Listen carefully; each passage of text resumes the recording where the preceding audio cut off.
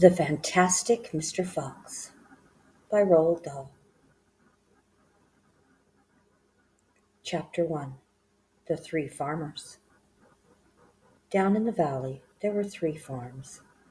The owners of these farms had done well. They were rich men.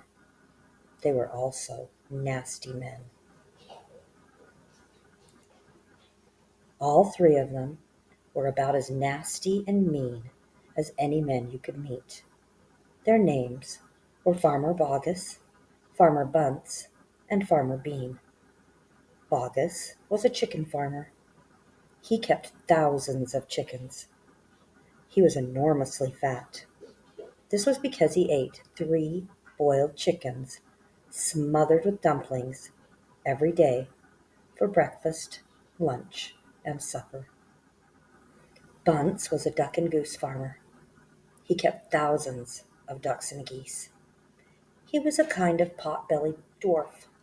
He was so short, his chin would have been under the water in the shallow end of any swimming pool in the world. His food was doughnuts and goose livers. He mashed the livers into a disgusting paste, and then he stuffed the paste into the doughnuts. This diet gave him a tummy ache and a beastly temper. Bean was a turkey and apple farmer. He kept thousands of turkeys in an orchard full of apple trees. He never ate any food at all. Instead, he drank gallons of strong cider, which he made from the apples in his orchard.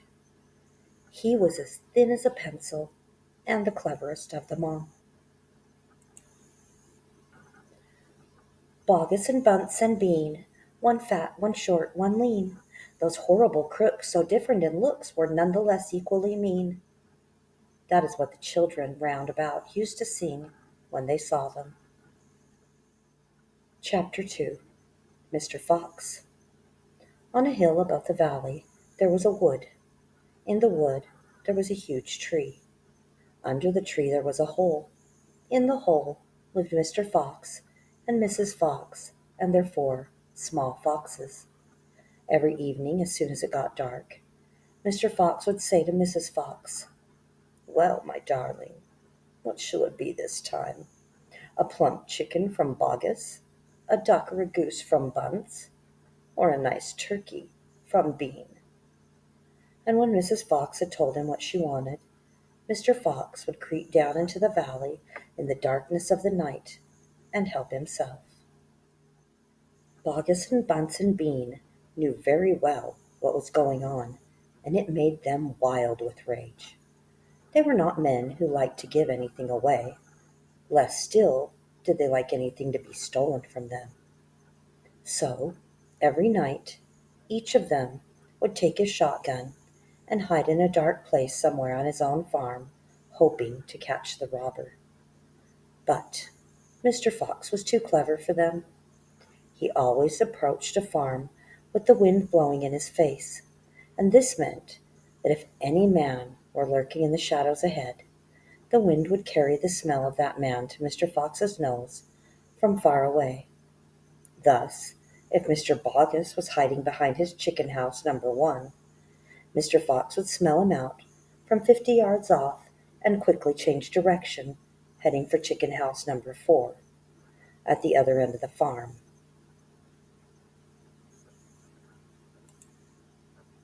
"Dang and blast that lousy beast!" cried Boggis. "I'd like to rip his guts out," said Bunce. "He must be killed," cried Bean. "But how?" said Boggis. "How on earth can we catch the blighter?" Bean picked his nose delicately with a long finger. "I have a plan," he said. "You've never had a decent plan yet," said Bunce. "Shut up and listen," said Bean. "Tomorrow night we will all hide just outside the hole where the fox lives. We will wait there until he comes out, and then bang, bang, bang, bang." "Very clever," said Bunce. But first we shall have to find the hole." "My dear Bunce, I've already found it," said the crafty Bean. "It's up in the wood, on the hill. It's under a huge tree." Chapter 3. The Shooting. "Well, my darling," said Mr. Fox, "what shall it be tonight?" "I think we'll have duck tonight," said Mrs. Fox. "Bring us 2 fat ducks, if you please. One for you and one for me, and one for the children." "Ducks it shall be," said Mr. Fox. "Bunce's best." "Now do be careful," said Mrs. Fox. "My darling," said Mr. Fox, "I can smell those goons a mile away. I can even smell one from the other. Bogus gives off a filthy stink of rotten chicken skins. Bunce reeks of goose livers. As for Bean, the fumes of apple cider that hang around him are like poisonous gases." "Yes, but just don't get careless," said Mrs. Fox. "You know they'll be waiting for you, all 3 of them." "Don't you worry about me. I'll see you later." But Mr. Fox would not have been quite so cocky if he had known exactly where the 3 farmers were waiting for him at that very moment. They were just outside the entrance to the hole, each one crouching behind a tree with his gun loaded. And what's more, they had chosen their positions very carefully, making sure that the wind was not blowing from them towards the fox's hole. In fact, it was blowing in the opposite direction. There was no chance of them being smelled out. Mr. Fox crept up the dark tunnel to the mouth of the hole. He poked his long, handsome face out into the air and sniffed once. He moved an inch or 2 forward and stopped. He sniffed again. He was always especially careful when coming out from his hole. He inched forward a little more. The front half of his body was now in the open. His black nose twitched from side to side, sniffing and sniffing for the scent of danger. He found none, and he was just about to go trotting forward into the wood when he heard, or thought he heard, a tiny noise, a soft rustling sound, as though someone had moved a foot ever so gently through a patch of dry leaves. Mr. Fox flattened his body against the ground and lay very still. His ears pricked. He waited a long time, but he heard nothing more. "Must have been a field mouse," he told himself, "or some other small animal." He crept a little further out of the hole, and then further still. He was almost right out in the open. He took a last careful look around. The wood was murky and very still. Somewhere in the sky the moon was shining. Just then his sharp night eyes caught a glint of something bright behind a tree, from far away. It was a small silver speck in the moonlight, shining on a polished surface. Mr. Fox lay still, watching it. What on earth was it? Now it was moving. It was coming up and up. Great heavens! It was the barrel of a gun! Quick as a whip, Mr. Fox jumped back into his hole, and at the same instant the entire wood seemed to explode all around him. Bang, bang! Bang, bang! Bang, bang!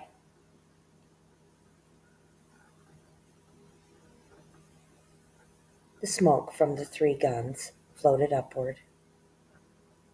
In the night air, Bogus and Bunce and Bean came out from behind their trees and walked towards the hole.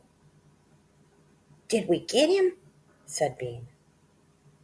One of them shone a flashlight on the hole, and there on the ground, in the circle of light, half in, half out of the hole, lay the poor, battered, blood-stained remains of a fox's tail. Bean picked it up. "We got the tail, but we missed the fox," he said, tossing the thing away.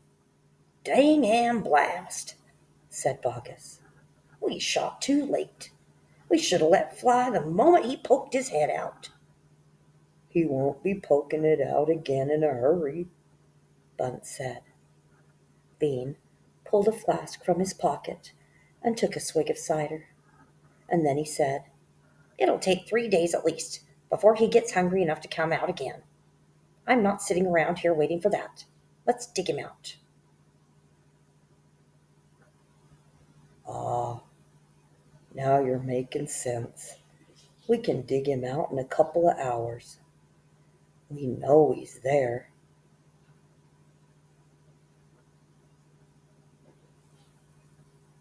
"I reckon there's a whole family of 'em down there in that hole."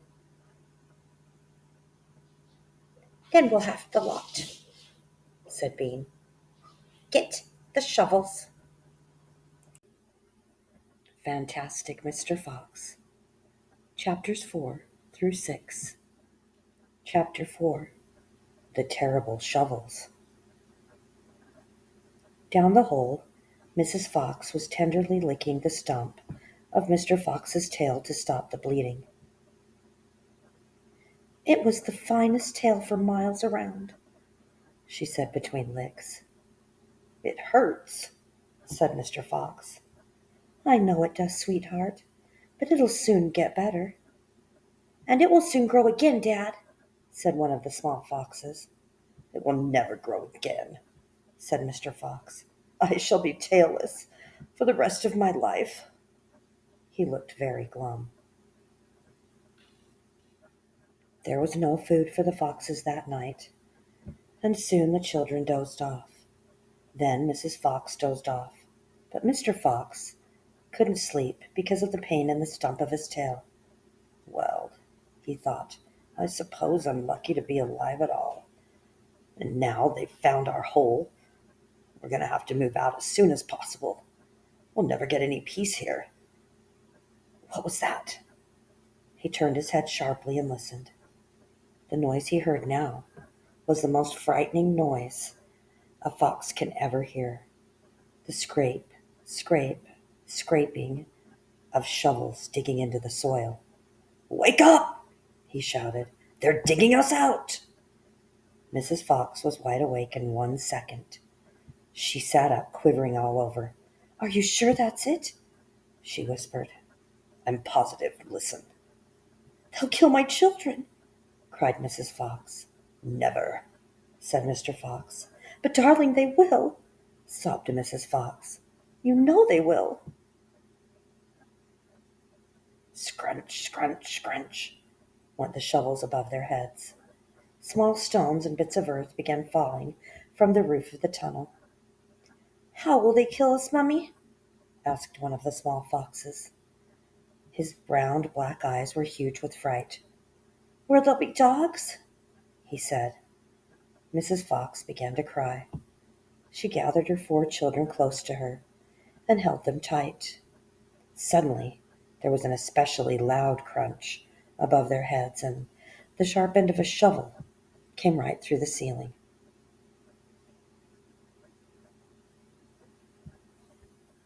The sight of this awful thing seemed to have an electric effect upon Mr. Fox. He jumped up and shouted, "I've got it! Come on, there's not a moment to lose. Why didn't I think of it before?"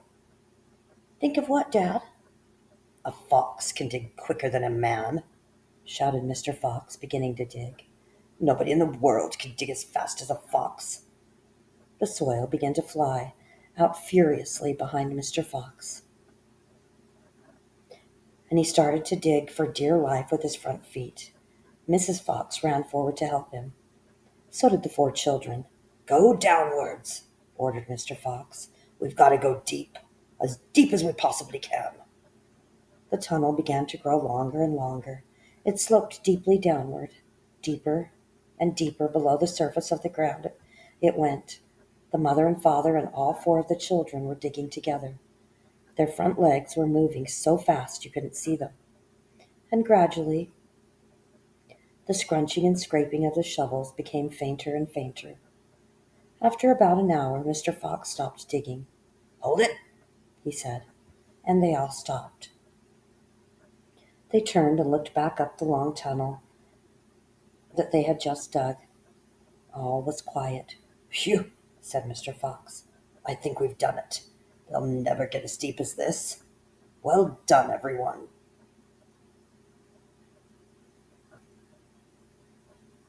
They all sat down, panting for breath, and Mrs. Fox said to her children, "I should like you to know that if it wasn't for your father, we should all be dead by now. Your father is a fantastic fox." Mr. Fox looked at his wife and she smiled. He loved her more than ever when she said things like that. Chapter 5. The Terrible Tractors. As the sun rose the next morning, Boggis, Bunce, and Bean were still digging. They had dug a hole so deep you could have put a house into it. But they had not yet come to the end of the fox's tunnel. They were all very tired and cross. "Dang and blast," said Boggis. "Whose rotten idea was this?" "Bean's idea," said Bunce. Boggis and Bunce both stared at Bean. Bean took another swig of cider, and then put the flask back into his pocket without offering it to the others. "Listen," he said angrily. "I want that fox. I'm going to get that fox. I'm not giving in till I've strung him up over my front porch, dead as a dumpling."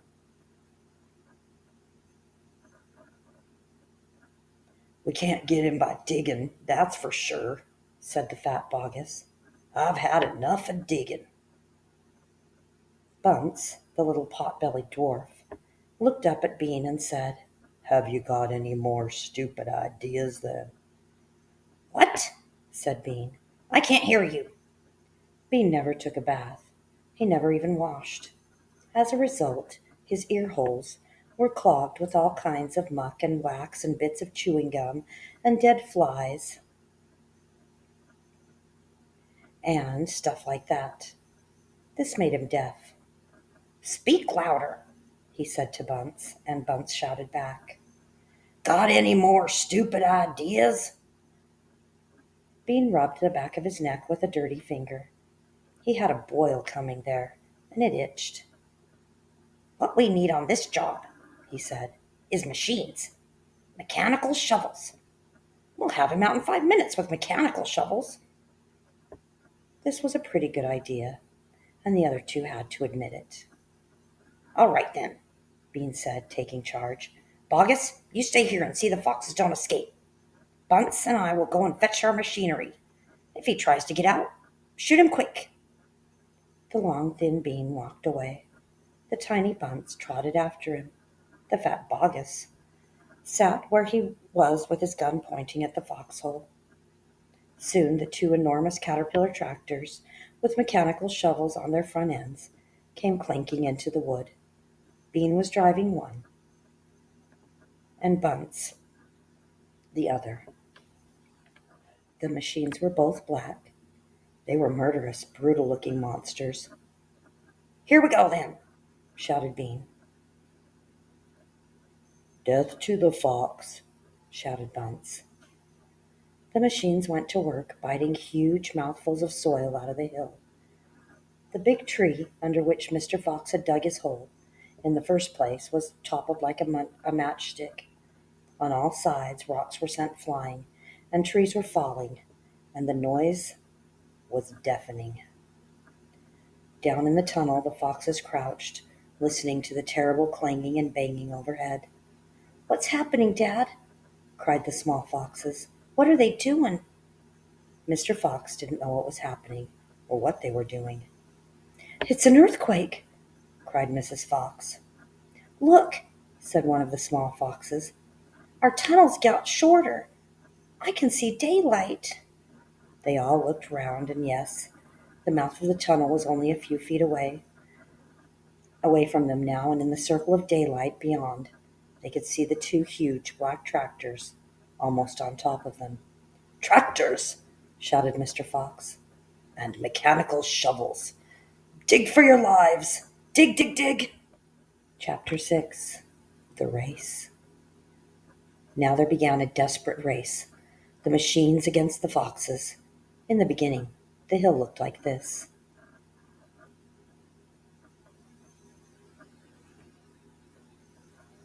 After about an hour, as the machines bit away more and more soil from the hilltop, it looked like this. Sometimes the foxes would gain a little ground, and the clanking noises would grow fainter, and Mr. Fox would say, "We're going to make it. I'm sure we are." But then, a few moments later, the machines would come back at them, and the crunch of the mighty shovels would get louder and louder. Once the foxes actually saw the sharp metal edge of one of the shovels as it scraped up the earth just behind them. "Keep going, my darlings," panted Mr. Fox. "Don't give up." "Keep going," the fat Boggis shouted to Bunce and Bean. "We'll get 'em any moment now." "Have you caught sight of 'em yet?" Bean called back. "Not yet," shouted Boggis, "but I think you're close." "I'll pick him up with my bucket," shouted Bunce. "I'll chop him to pieces." And by lunchtime, the machines were still at it, and so were the poor foxes. The hill now looked like this.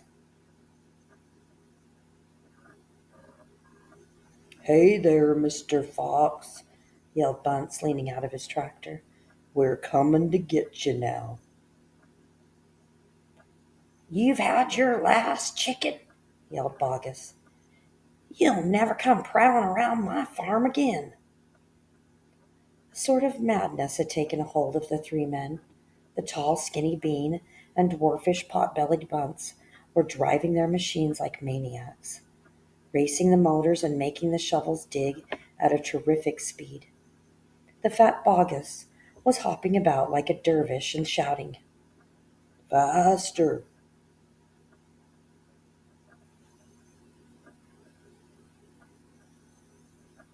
By 5 o'clock in the afternoon, this is what had happened to the hill. The hole the machines had dug was like the crater of a volcano. It was such an extraordinary sight that crowds of people came rushing out from the surrounding villages to have a look. They stood on the edge of the crater and stared down at Boggis and Bunce and Bean. "Hey there, Boggis, what's going on?" "We're after a fox." "You must be mad." The people jeered and laughed, but this only made the three farmers more furious and more obstinate and more determined than ever not to give up until they had caught the fox. Fantastic Mr. Fox, Chapter 7 through 9. Chapter 7. We'll never let him go. At 6 o'clock in the evening, Bean switched off the motor of his tractor and climbed down from the driver's seat. Bunce did the same. Both men had had enough. They were tired and stiff from driving the tractors all day. They were also hungry. Slowly they walked over to the small fox's hole in the bottom of the huge crater. Bean's face was purple with rage. Bunce was cursing the fox with dirty words that cannot be printed. Boggis came waddling up.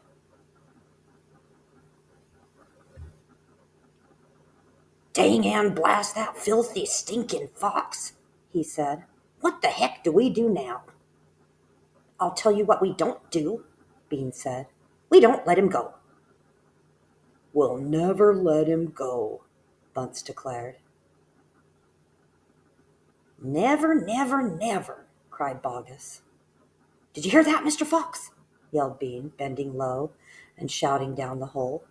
"It's not over yet, Mr. Fox. We're not going home till we've strung you up as dead as a dingbat." Whereupon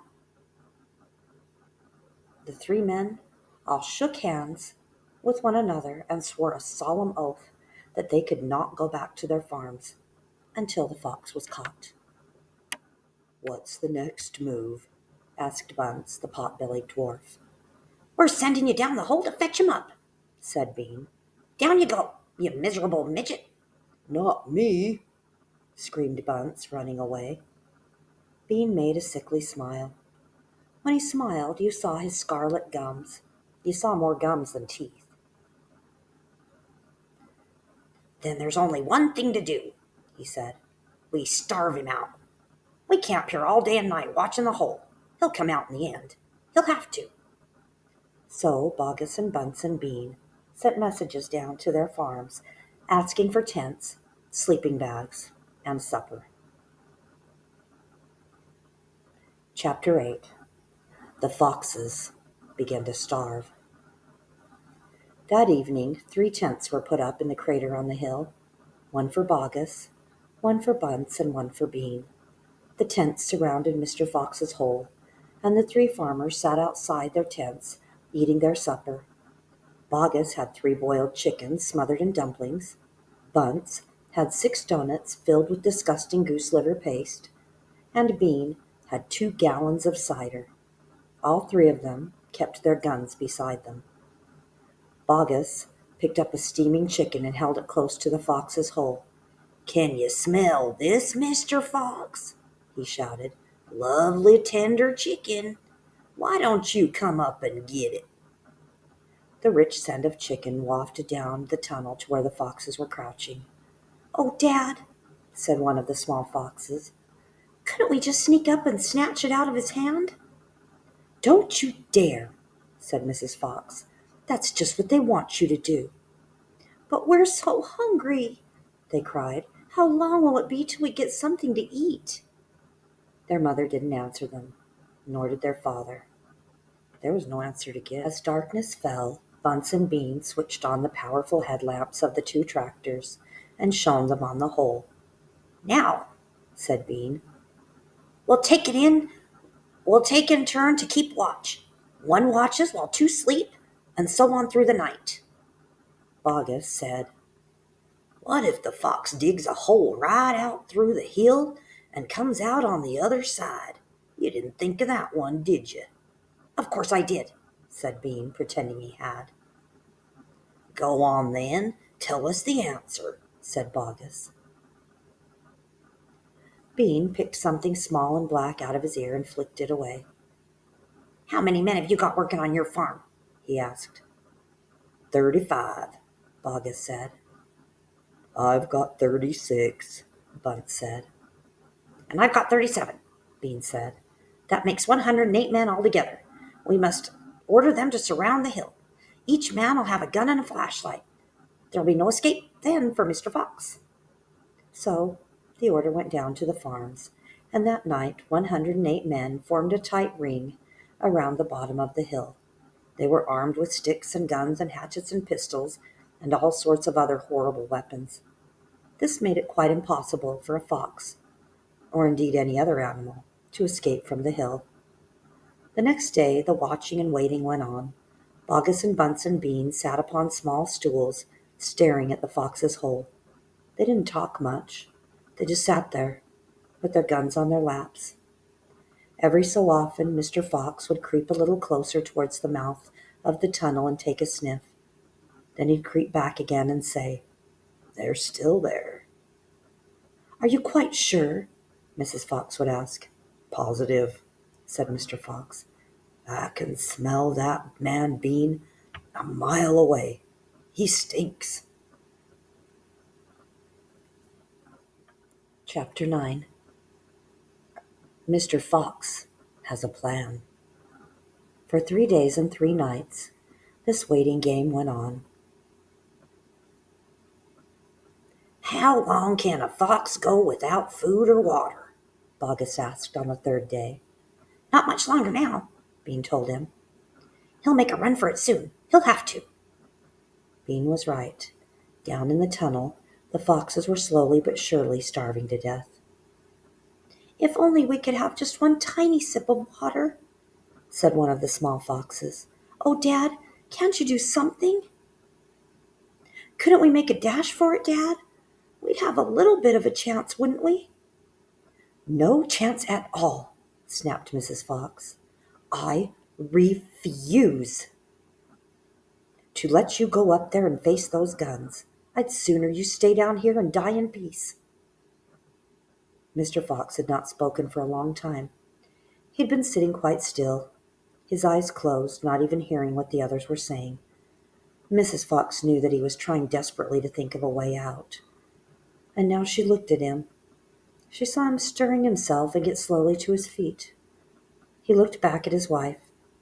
There was a little spark of excitement dancing in his eyes. "What is it, darling?" said Mrs. Fox quickly. "I've just had a bit of an idea," Mr. Fox said carefully.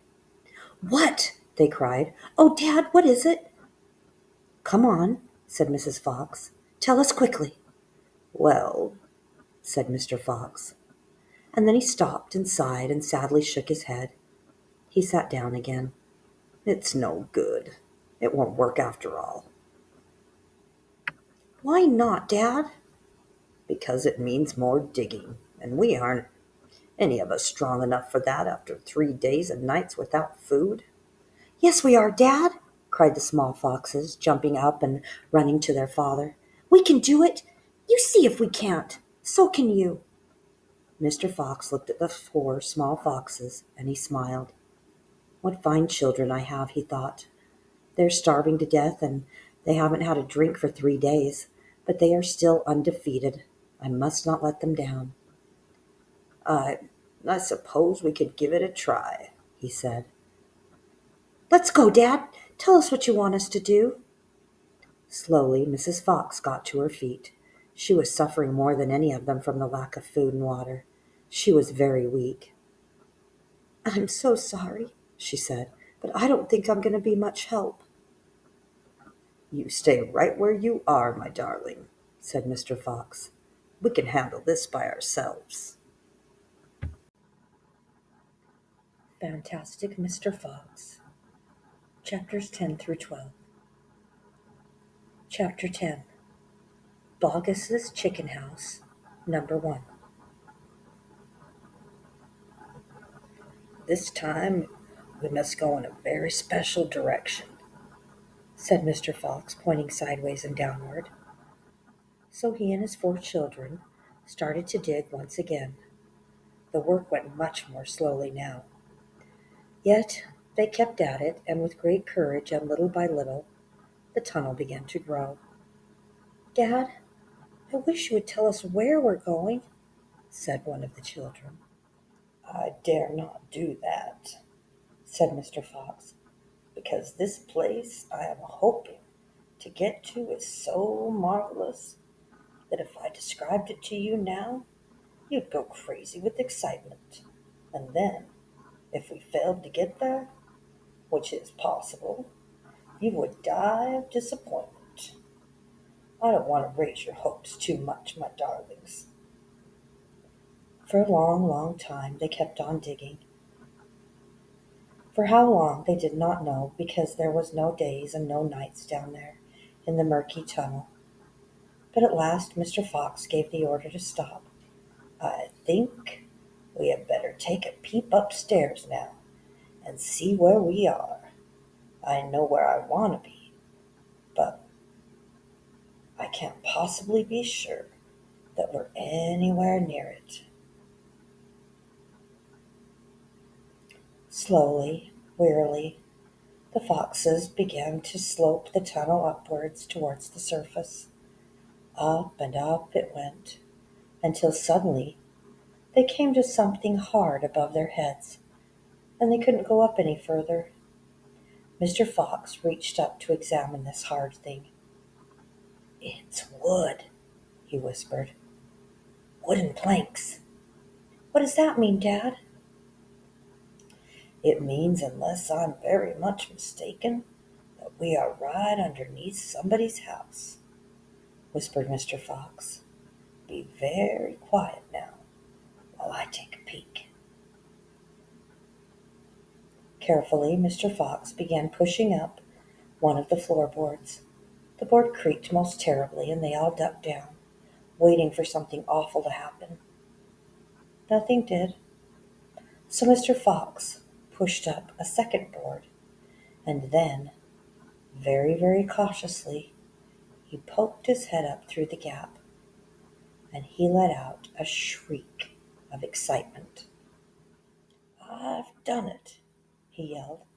"I've done it the first time! I've done it! I've done it!"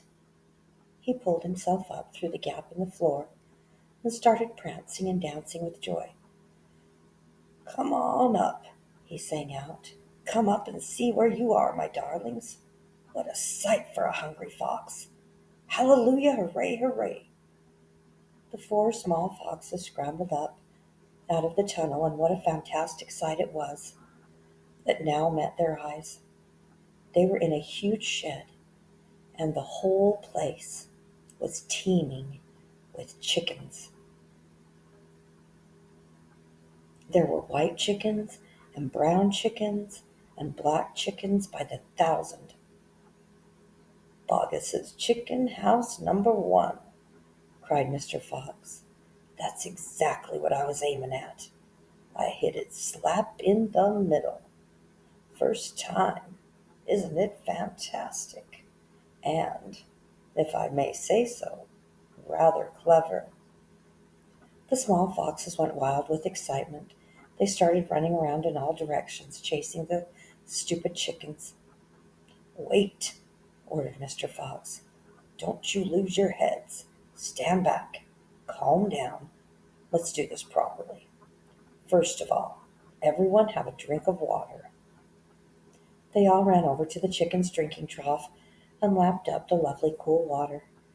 And then Mr. Fox chose 3 of the plumpest hens, and with a clever flick of his jaws, he killed them instantly.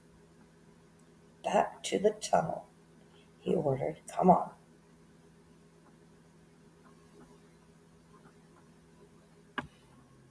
"No fooling around.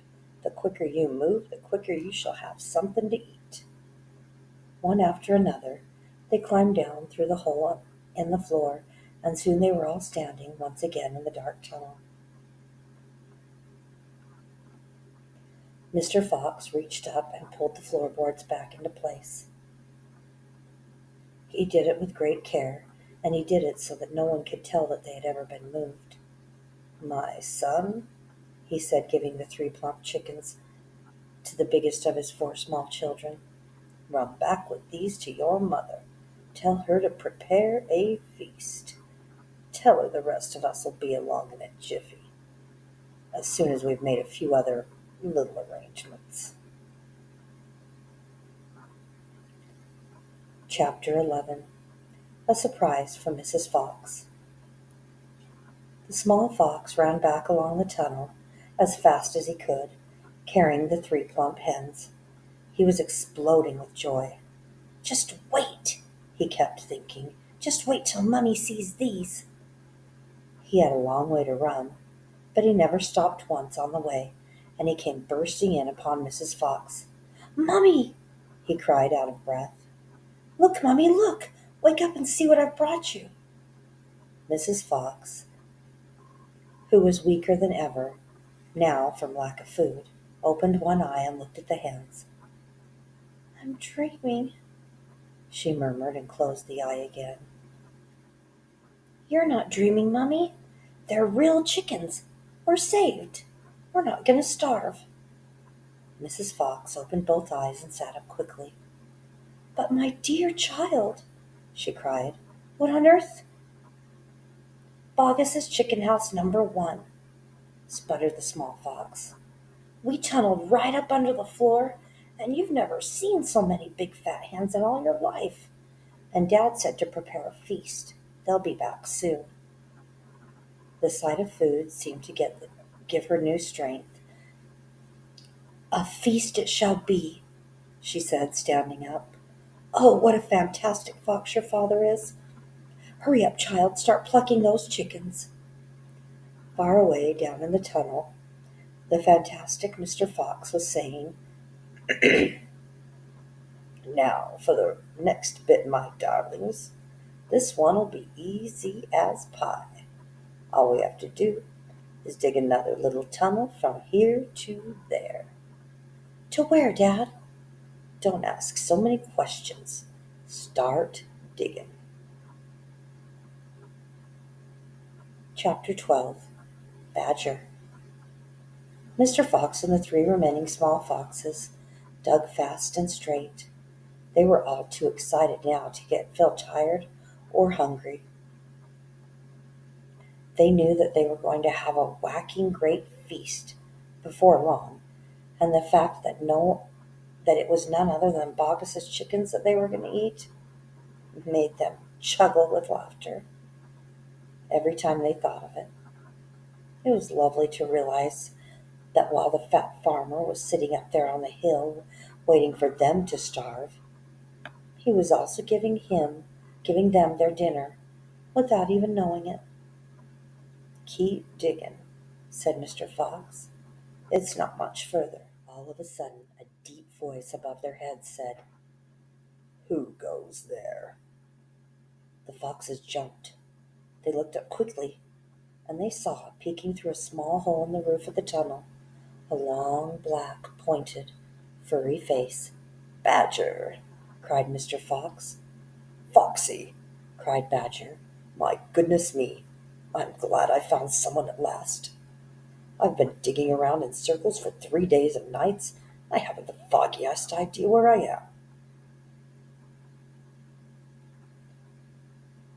Badger made a hole in the ceiling bigger, and he dropped down beside the foxes. A small badger, his son, dropped down after him. "Haven't you heard what's happening up on the hill?" Badger said excitedly. "It's chaos. Half of the wood has disappeared, and there are men with guns all over the countryside. None of us can get out, even at night. We're all starving to death." "Who is we?" asked Mr. Fox. "All us diggers. It's me and Mole and Rabbit and all of our wives and children, even Weasel, who can usually sneak out of the tightest spots. He's right now hiding down in my hole with Mrs. Weasel and 6 kids. What on earth are we going to do, Foxy? I think we're finished." Mr. Fox looked at his 3 children, and he smiled. The children smiled back at him, sharing his secret. "My dear Badger," he said, "this mess you're in is all my fault." "I know it's your fault," said Badger furiously. "And the farmers are not going to give up until they've got you. Unfortunately, that means us as well. That means everyone on the hill." Badger sat down and put a paw around his small son. "We're done for," he said softly. "My poor wife up there is so weak, she can't dig another yard." "Nor can mine," said Mr. Fox. "And yet, at this very minute, she is preparing for me and my children the most delicious feast of plump, juicy chickens." "Stop!" cried Badger. "Don't tease me. I can't stand it." "It's true!" cried the small foxes. "Dad's not teasing. We got chickens galore."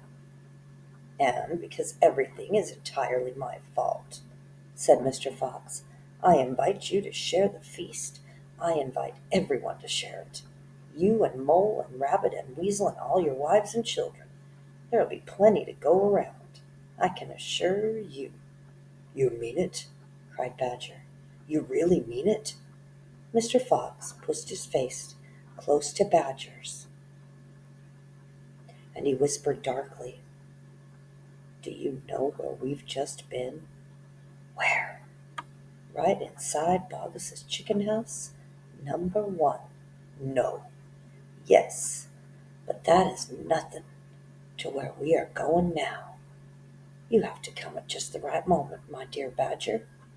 You can help us dig, and in the meanwhile, your small son can run back to Mrs. Badger and all the others and spread the good news." Mr. Fox turned to the small badger and said, "Tell them they are invited to a fox's feast. Then bring 'em down here, and follow this tunnel back until you find my home." "Yes, Mr. Fox," said the small badger. "Yes, sir, right away, sir. Oh, thank you, sir." And he scrambled quickly back through the hole in the roof of the tunnel and disappeared. Fantastic Mr. Fox, Chapter 13, Bunce's Giant Storehouse. "My dear Foxy," cried Badger, "what in the world has happened to your tail?"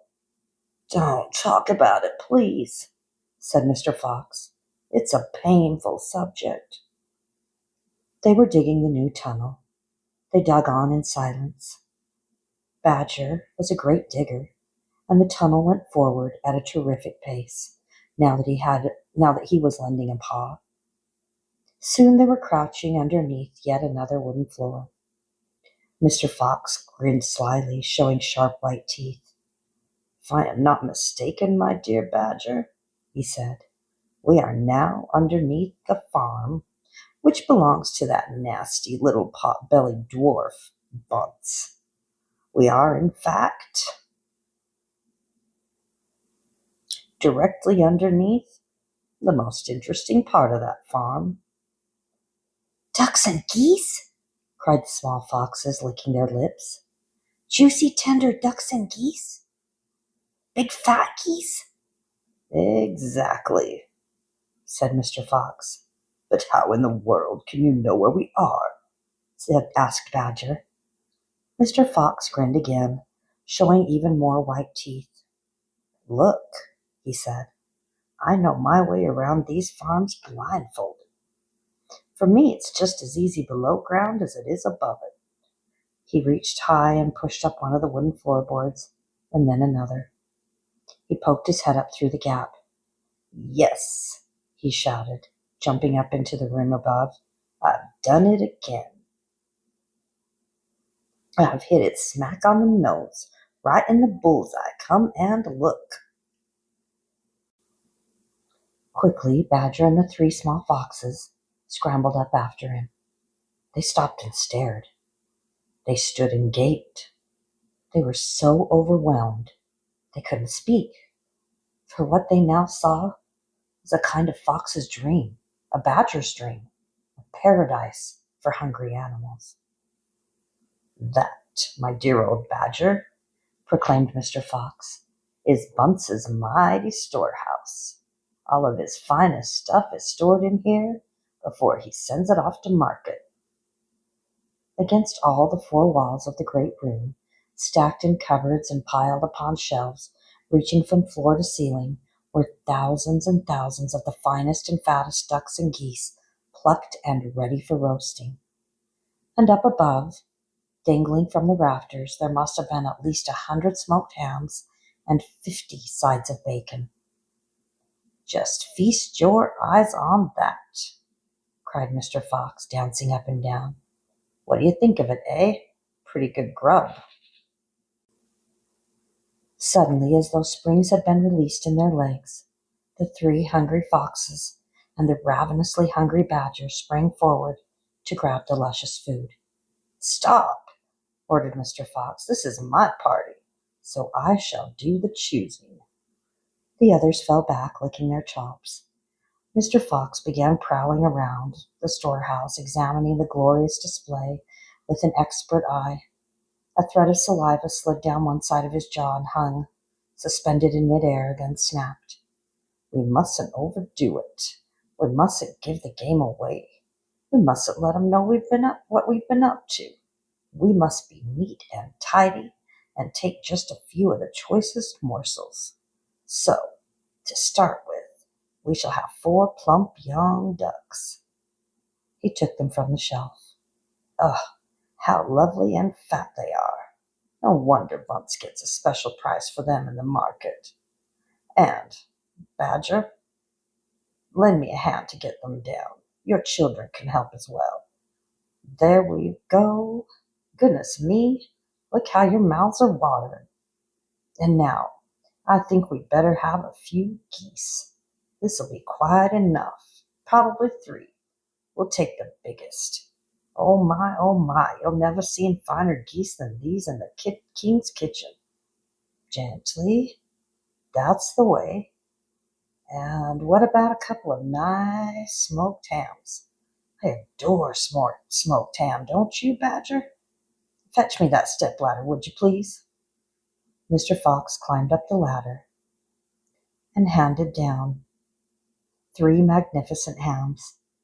And do you like bacon, Badger? I'm mad about bacon, cried Badger, dancing with excitement. Let's have a side of bacon. That big one up there. And carrots, Dad? Said the smallest of the 3 small foxes. We must take some of those carrots. Don't be a twerp, said Mr. Fox. You know we never eat things like that. It's not for us, Dad. It's for the rabbits. They only eat vegetables. My goodness, you're right, cried Mr. Fox. What a thoughtful little fellow you are. Take 10 bunches of carrots. Soon all this lovely loot was lying in a neat heap on the floor. The small foxes crouched close, their noses twitching, their eyes shining like stars. And now, said Mr. Fox, we shall have to borrow from our friend Bunce 2 of those useful push carts over in the corner.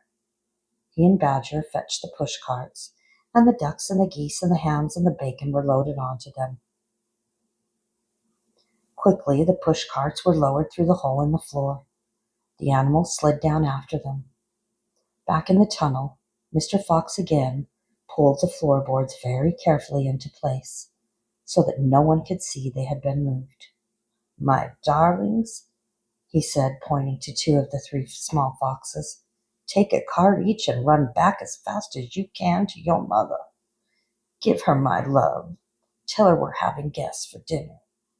The badgers, the moles, the rabbits, and the weasels. Tell her it must be a truly great feast.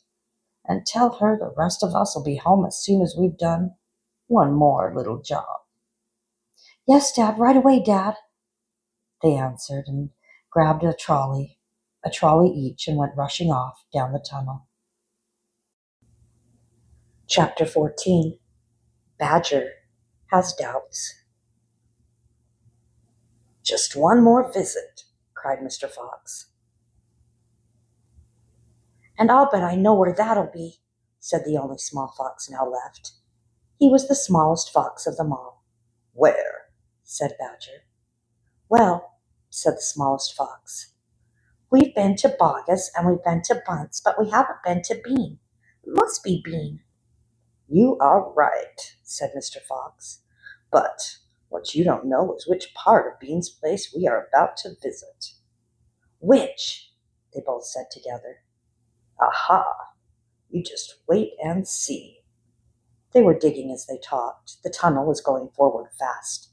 Suddenly, Badger said, Doesn't this worry you just a tiny bit, Foxy? Worry me? Said Mr. Fox. What? All this stealing. Mr. Fox stopped digging and stared at Badger, as though he had gone completely dotty. My dear old furry frump, he said, do you know anyone in the whole world who wouldn't swipe a few chickens if his children were starving to death? There was a short silence while Badger thought deeply about this. You are far too respectable, said Mr. Fox. But there's nothing wrong with being respectable, Badger said. Look, said Mr. Fox, Bogus, Bunce, and Bean are about to kill us. You realize that, I hope. I do, Foxy, I do indeed, said the gentle Badger. But we're not going to stoop to their level. We don't want to kill them. I should hope not indeed, said Badger. We wouldn't dream of it, said Mr. Fox. We shall simply take a little food here and there to keep us and our families alive, right? I suppose we'll have to, said Badger. If they want to be horrible, let 'em, said Mr. Fox. We're down here, decent, peace-loving people. Badger laid his head on one side and smiled at Mr. Fox. "Foxy, I love you." "Thank you," said Mr. Fox. "And now let's get on with the digging." 5 minutes later, Badger's front paws hit against something flat and hard. "What on earth is this?" he said. "It looks like a solid stone wall." He and Mr. Fox scraped away the soil. It was a wall. It was built of bricks, not stones. The wall was right in front of them, blocking their way. "Now, who in the world would build a wall under the ground?" "Very simple," said Mr. Fox. "It's the wall of an underground room. And if I am not mistaken, it's exactly what I'm looking for."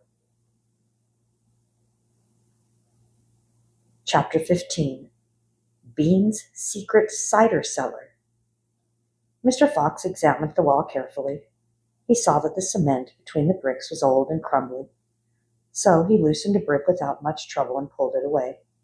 Suddenly, out from the hole where the brick had been, there popped a small, sharp face with whiskers. "Go away," it snapped. "You can't come in here. It's private." "Good Lord," said Badger. "It's a rat." "You saucy beast," said Mr. Fox. "I should have guessed we'd find you down here somewhere." "Go away," shrieked Rat. "Go on, beat it. This is my private pitch." "Shut up," said Mr. Fox. "I will not shut up," shrieked Rat. "This is my place. I got here first." Mr. Fox gave a brilliant smile, flashing his white teeth. "My dear Rat," he said softly, "I am a hungry fellow, and if you don't hop it quickly, I shall eat you up in one gulp." That did it. Rat popped back as fast out of sight. Mr. Fox laughed and began pulling more bricks out of the wall. When he had made a biggish hole, he crept through it. Badger and the smallest fox followed him in. They found themselves in a vast, damp, gloomy cellar. "This is it," cried Mr. Fox. "This is what?" said Badger. "The place is empty." "Where are the turkeys?" asked the smallest fox, staring into the gloom. "I thought Bean was a turkey man." "He is a turkey man," said Mr. Fox. "But we're not after turkeys now. We've got plenty of food." "Then what do we need, Dad?" "Take a good look around. Don't you see anything that interests you?" Badger and the smallest fox peeked into the half-darkness. As their eyes became accustomed to the gloom, they began to see what looked like a whole lot of big glass jars standing upon shelves and the walls. They went closer. They were jars. There were hundreds of them, and upon each one was written the word cider. The smallest fox leaped high in the air. "Oh, Dad!" he cried out. "Look what we found! It's cider!" "Exactly," said Mr. Fox. "Tremendous," shouted Badger.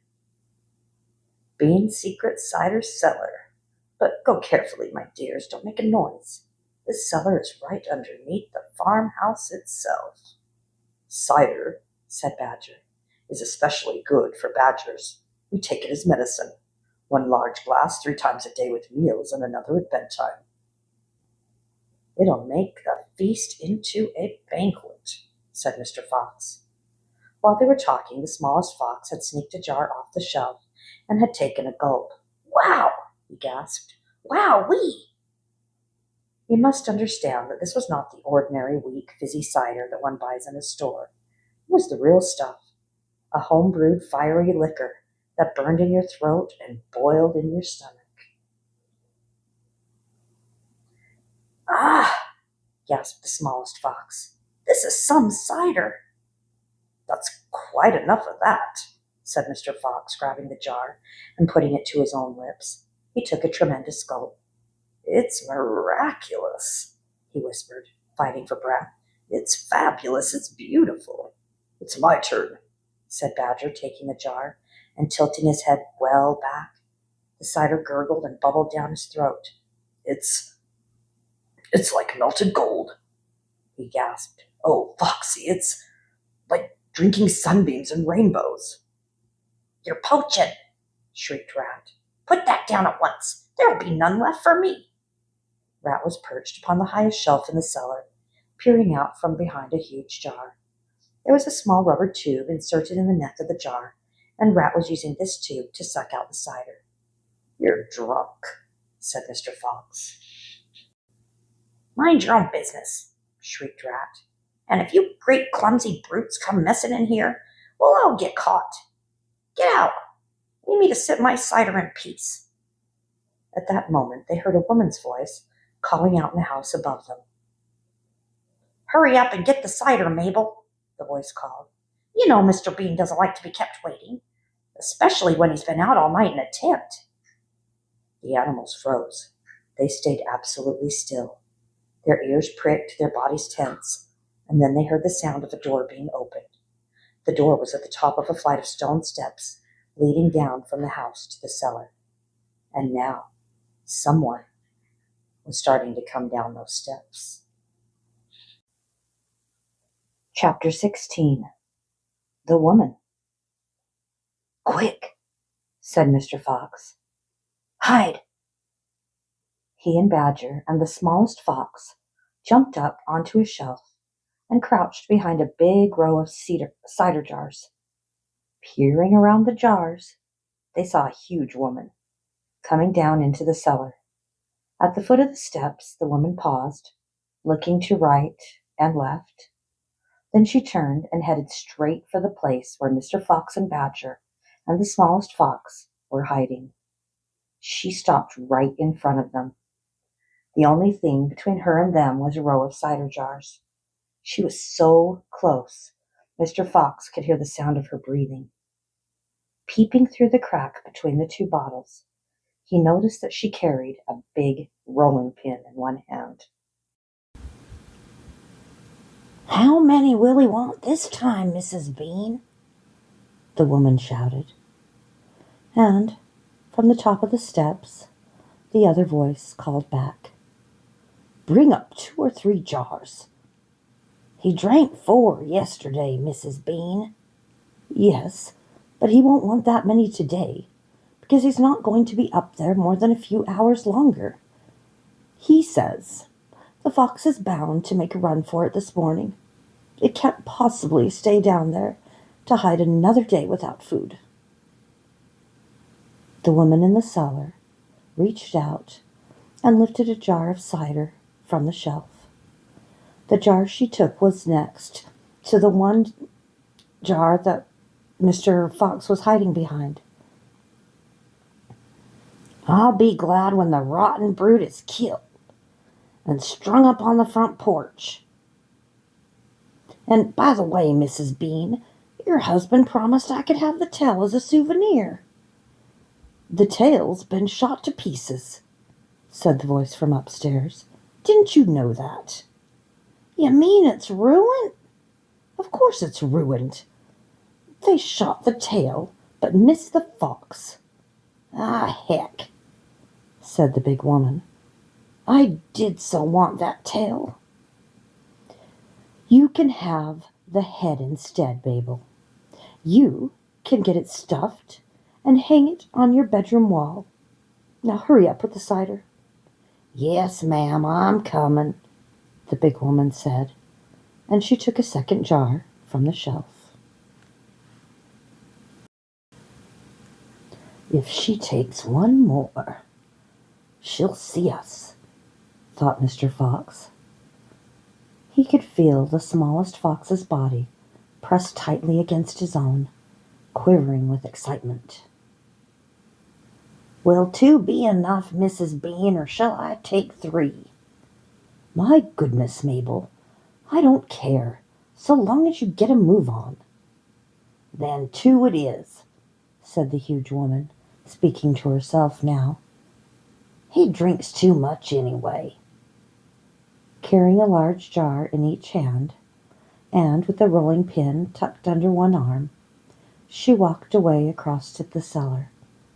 At the foot of the steps, she paused and looked around, sniffing the air.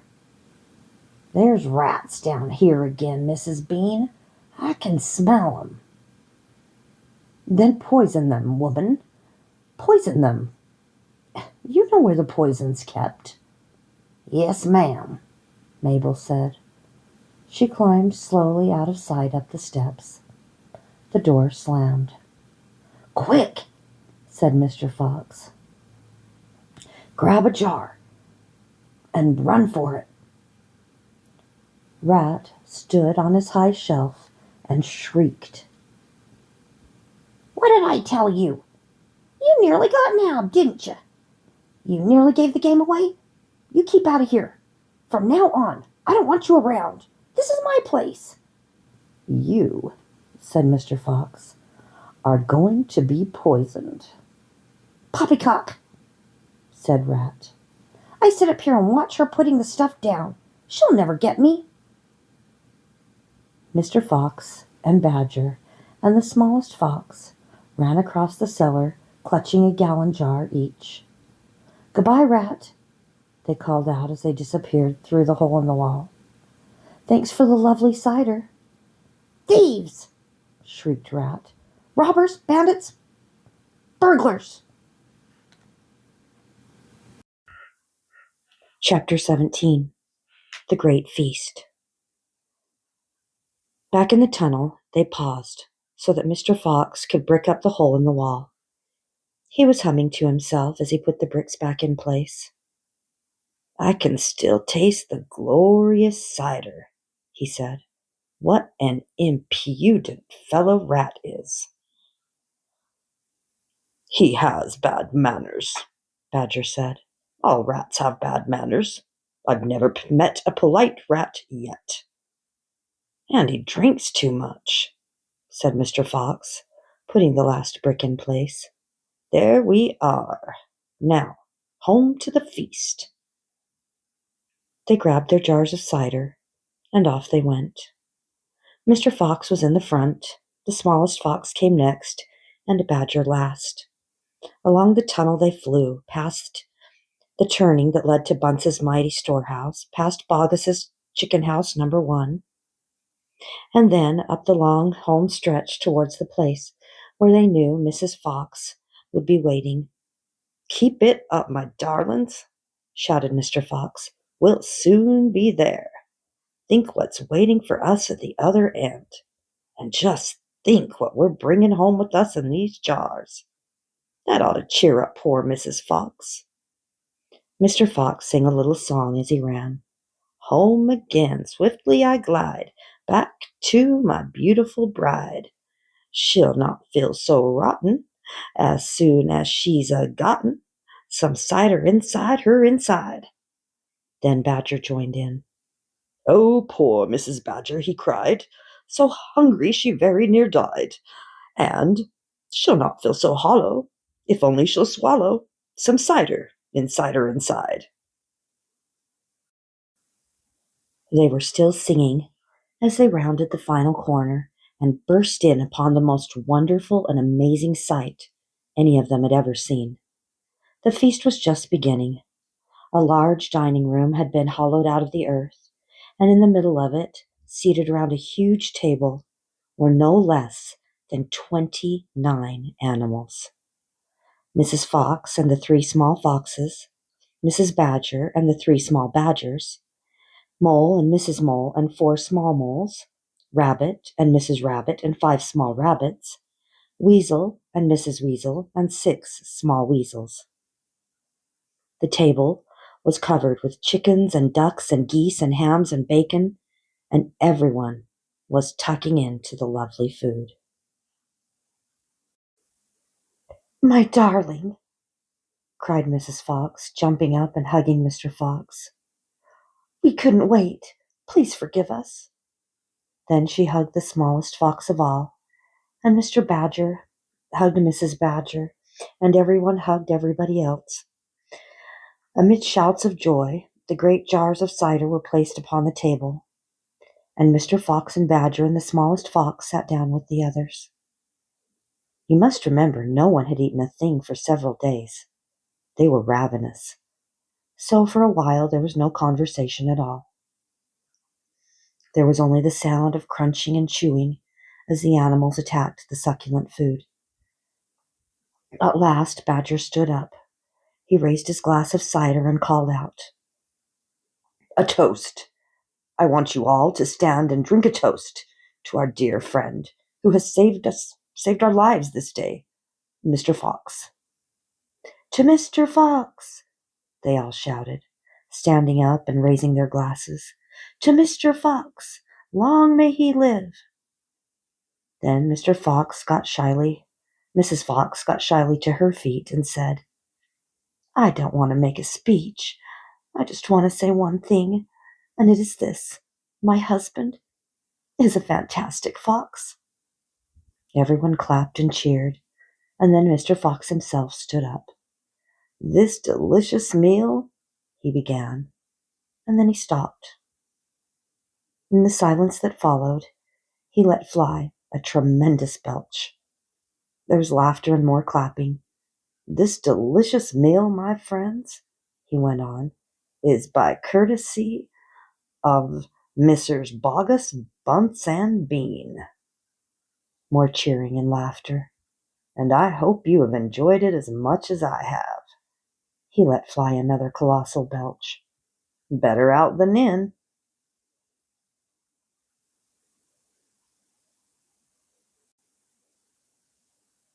"Thank you," said Mr. Fox, grinning hugely. "But now, my friends, let us be serious. Let us think of tomorrow and the next day and the days after that. If we go out, we'll be killed, right?" "Right!" they shouted. "We'll be shot before we've gone a yard," said Badger. "Exactly," said Mr. Fox. "But who wants to go out anyway? Let me ask you that. We're all diggers, every one of us. We hate the outside. The outside is full of enemies. We only go out because we have to get food for our families. But now, my friends, we've got the three of the finest stores in the world." "We do indeed," said Badger. "We've seen 'em. I've seen 'em." "And you know what that means?" said Mr. Fox. "It means that none of us need ever go out into the open again." There was a huge buzz of excitement around the table. "I therefore invite you all," Mr. Fox went on, "to stay here with me forever." "Forever!" they cried. "My goodness, how marvelous!" Rabbit said to Mrs. Rabbit. "My dear, just think, we're never going to be shot at again in our whole lives." "We will make," said Mr. Fox, "a little underground village with streets and houses on each side, separate houses for badgers and moles and rabbits and weasels and foxes, and every day I will go shopping for you all, and every day we will eat like kings." The cheering that followed this speech went on for many minutes. Chapter 18. Still Waiting. Outside the fox's hole, Bogus and Bunce and Bean sat beside their tents with their guns on their laps. It was beginning to rain. Water was trickling down the necks of all three men and into their shoes. "He won't stay down there much longer," Bogus said. "The brute must be famished," Bunce said. "That's right," Bean said. "He'll be making a dash for it any moment. Keep your guns handy." They sat there by the hole waiting for the fox to come out. And so far as I know, they're still waiting.